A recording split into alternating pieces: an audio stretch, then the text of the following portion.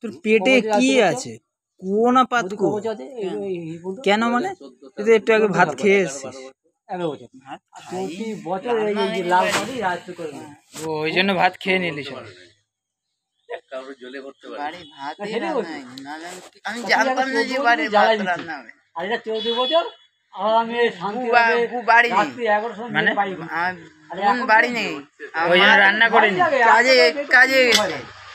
আর এই আব্বা তো নাই, সকালবেলা খেয়ে যায় না। তো এই যে বাড়ি যাবি, যে খাবি দাবি, তোর বাড়ির লোকের কোনো চিন্তা নেই?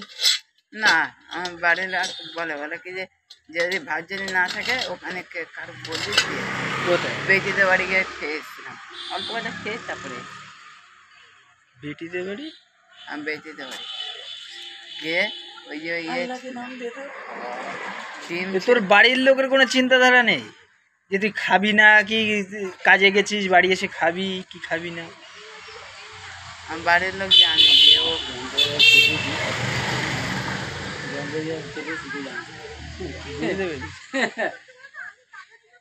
আমি কি বুঝতে পারছিলাম না তোর বাপ মা কিরকম যে তোর বেলা খাওয়া দাওয়ার কোনো চিন্তাধারা নেই? হ্যাঁ তুই বল কিরকম তোর বাপ, তোর কিরকম? আরে আমাদের বাড়ি কেউ নেই, শুধু আমার বোন যদি নেই। না ঠিক আছে, তোর জন্য খাবার করে যাবে না তোর? ও গেছে কালকে।